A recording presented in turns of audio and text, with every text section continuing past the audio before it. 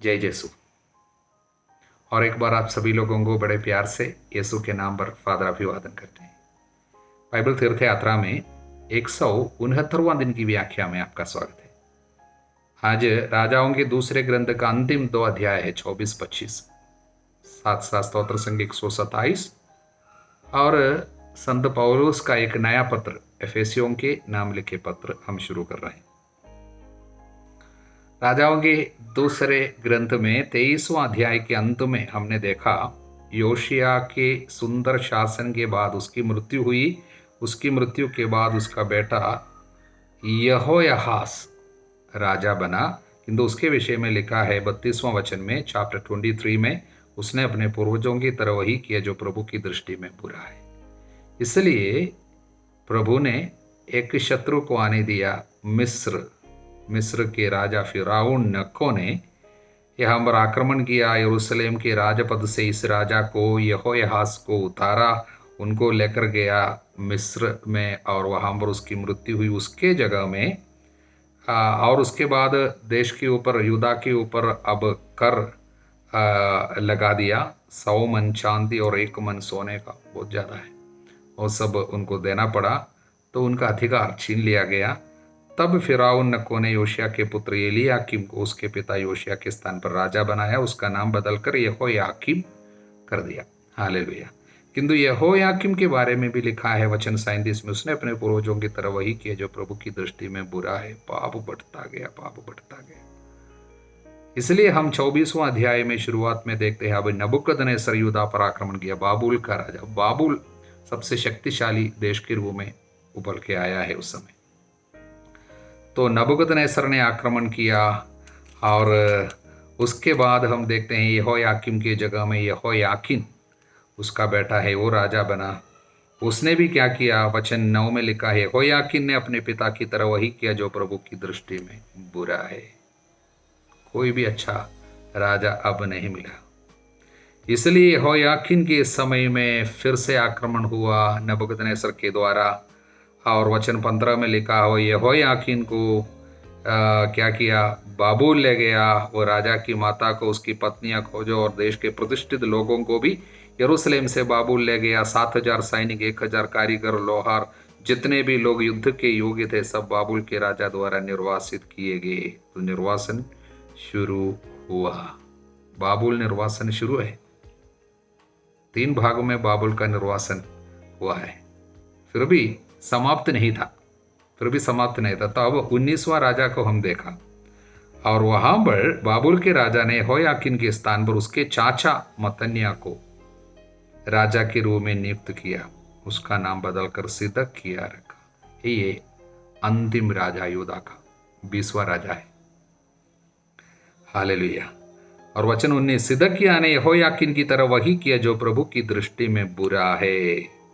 यरूशलेम और यहूदा पर प्रभु इतना क्रोध हुआ कि उसने उन्हें अपने सामने से दूर करने का निश्चय किया। हालेलुया।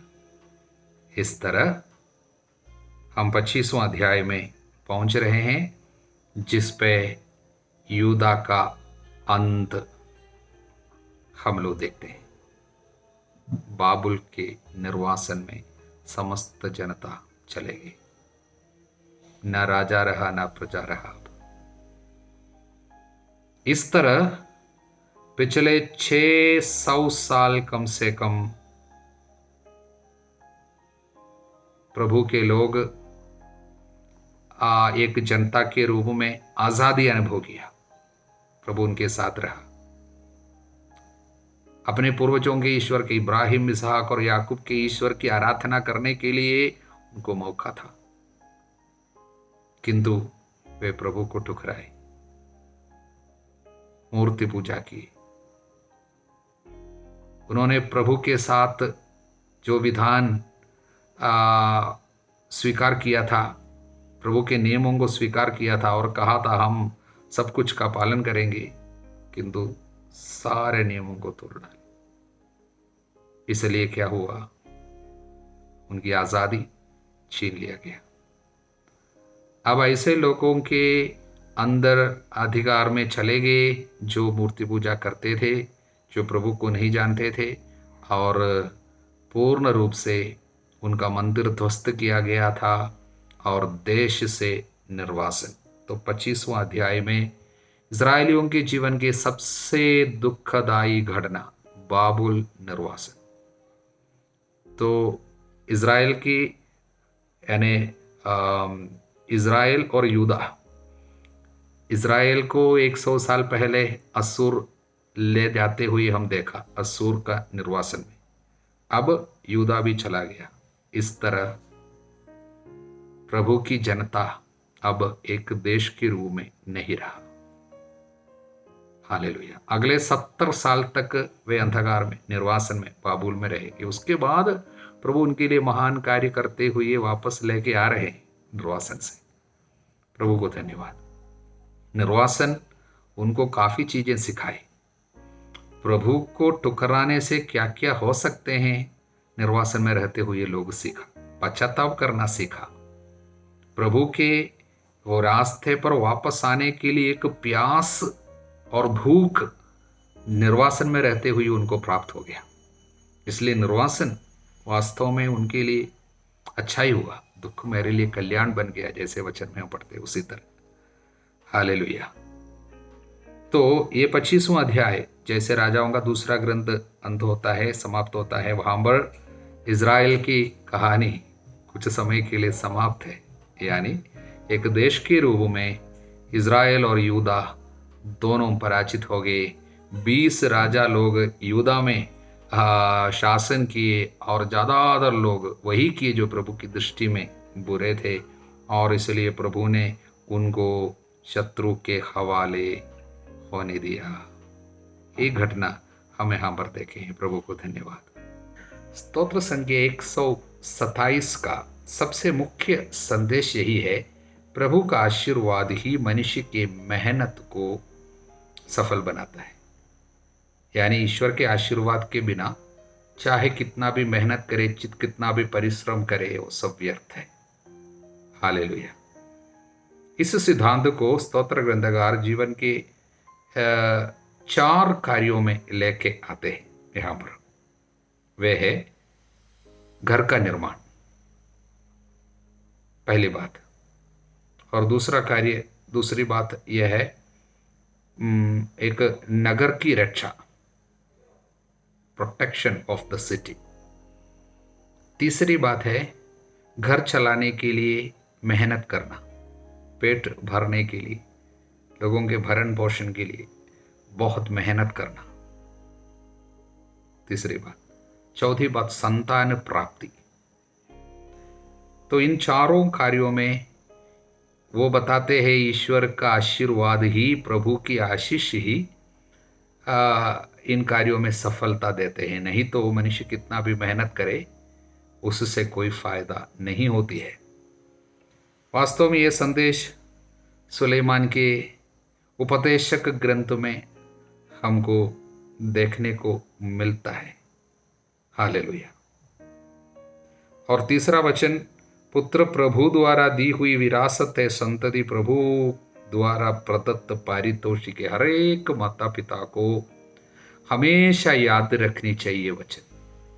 संतान ईश्वर का दिया हुआ विरासत है, प्रभु द्वारा प्रदत्त पारितोषिक है। इसलिए संतान को ना कहना, बच्चा नहीं चाहिए बोलना, यह सब प्रभु के खिलाफ एक अपराध है। वो कहता है हमें प्रभु से कोई आशीर्वाद नहीं चाहिए, हमको प्रभु की कोई विरासत की जरूरत नहीं, इस तरह कहता है।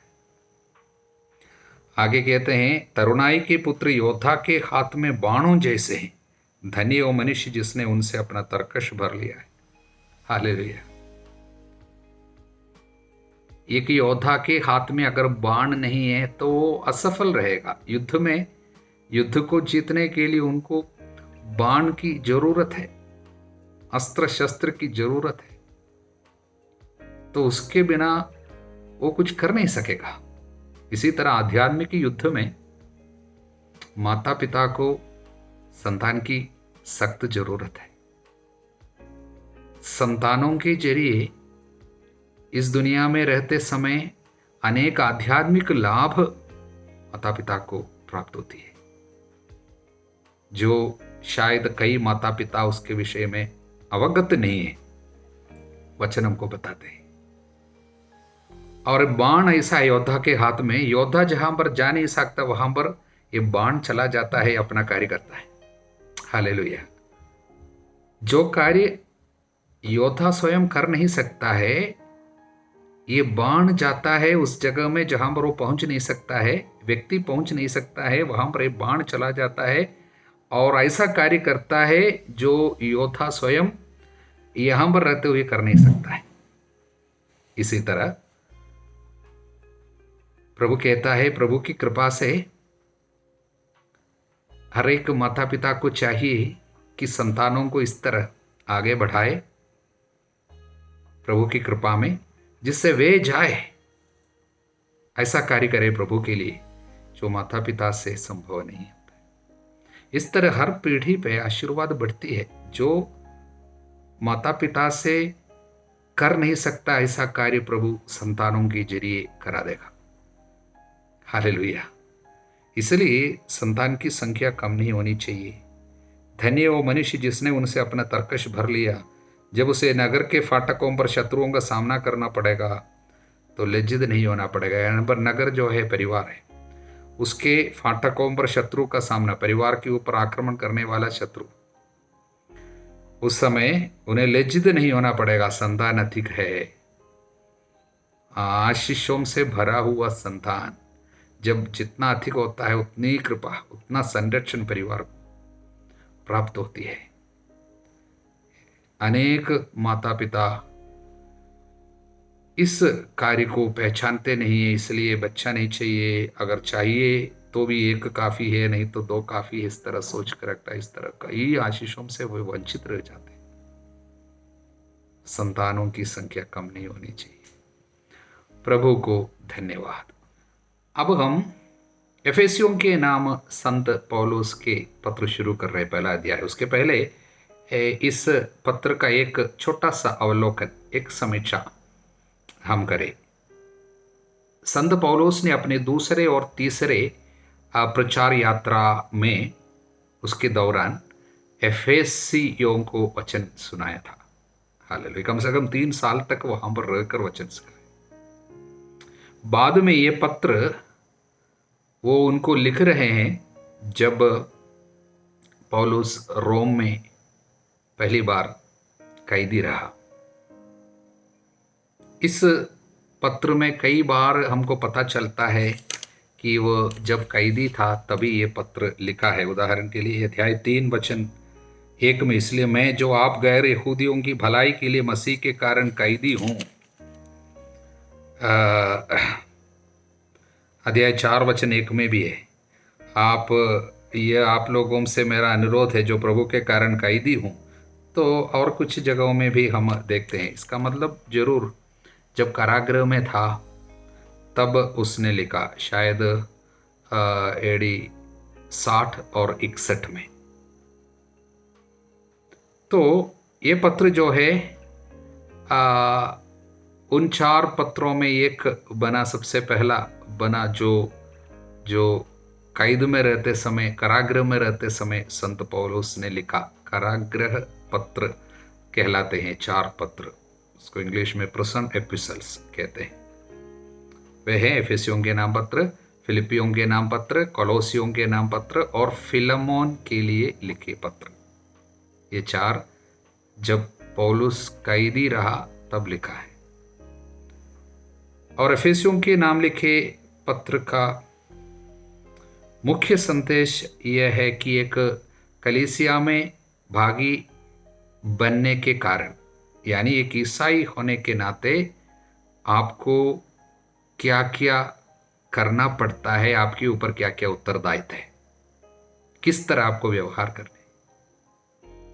इसमें किसी एक विशेष समस्या, जैसे गलातियों के नाम पत्र में हम एक ही कार्य को बराबर समझाते आ रहे सारे अध्यायों में, किंतु यहाँ पर एक विशेष समस्या के समाधान के लिए ये पत्र नहीं लिखा, बल्कि एक सामान्य पत्र है जिस पे ईसाई जीवन के हर एक पहलू पर थोड़ा सा वो प्रकाश डालना चाहता है। इस पत्र को मुख्य रूप से 2 भाग में बांट सकता है।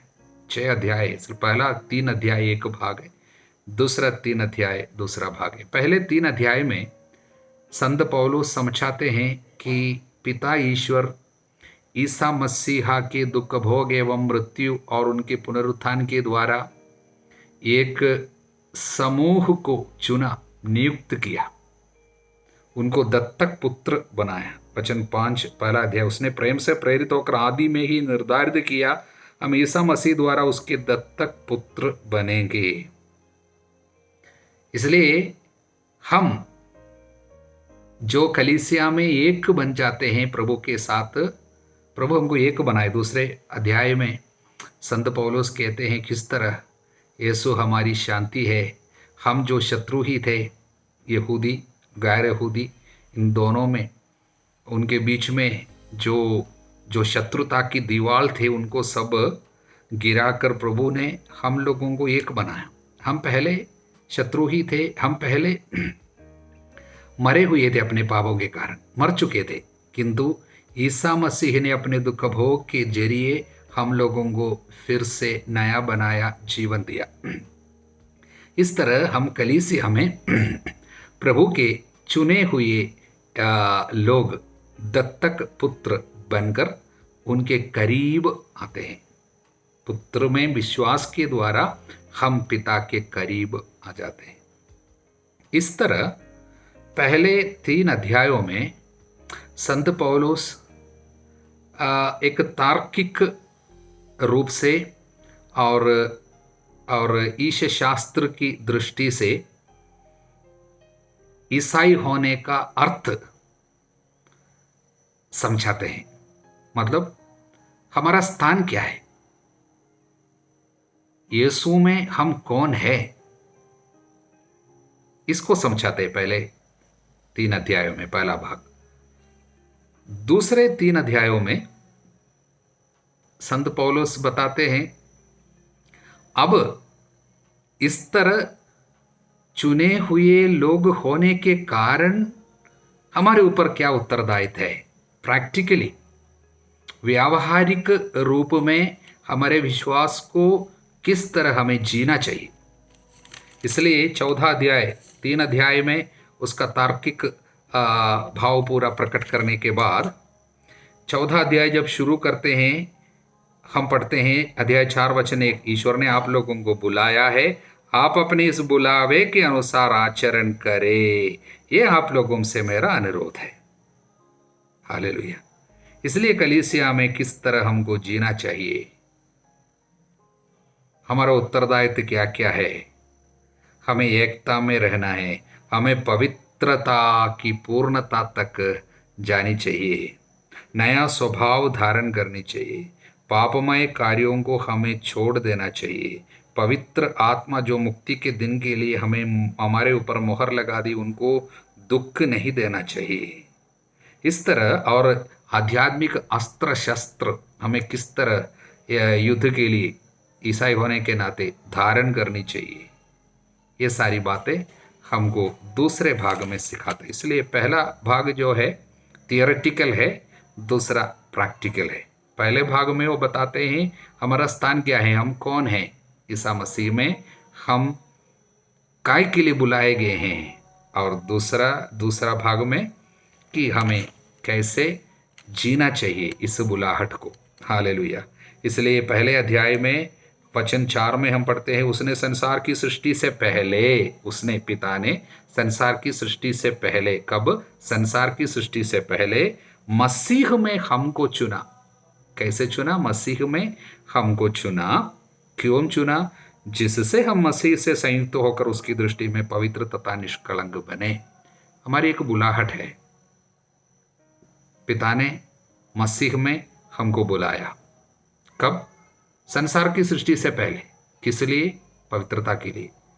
संदेश संत पौलुस देना चाहते हैं, हमारी बुलाहट एक विशेष बुलाहट है जिसका महत्व संसार की किसी भी चीज से बढ़कर है, क्योंकि संसार सब बाद में है, उसके पहले हम हैं। संसार नहीं थे उस समय, हम थे, हमारे लिए संसार को बनाया। हालेलुया। किस लिए हमको संसार में रखा? यहाँ रहते हुए हम पवित्रता में जीवन बिताए, उसकी दृष्टि में पवित्र तथा निष्कलंक बने। इसलिए पवित्रता सबसे पहली बुलाहट है। इसलिए हमारी पवित्रता के लिए हमको कीमत चुकाना पड़ेगा। संसार और संसार की कोई भी चीज, कोई भी वस्तु हमें पवित्रता की, हमारे सफर में पवित्रता की जो बुलाहट है उसमें रुकावट नहीं पैदा करनी चाहिए, क्योंकि संसार और उसमें जितना भी चीजें हैं वो सब बाद में हैं। उससे पहले हमारी बुलाहट आती है, वो बुलाहट है पवित्रता के लिए बुलाहट। ईसा मसीह में हमको मिली है, कलीसिया में रहते हुए उसको पूरा करने हैं। उसके विषय में एफेसियों के नाम पत्र में हम लोगों को प्रभु संत पौलुस के जरिए शिक्षा देते हैं। प्रभु को धन्यवाद। हालेलुया। हमारे प्रभु ईसा मसीह की कृपा, ईश्वर का प्रेम, पवित्र आत्मा का साहचर्य आप सभी लोगों को प्राप्त हो, अब सदा सर्वदा अनंत काल तक। आमीन। जय यीशु।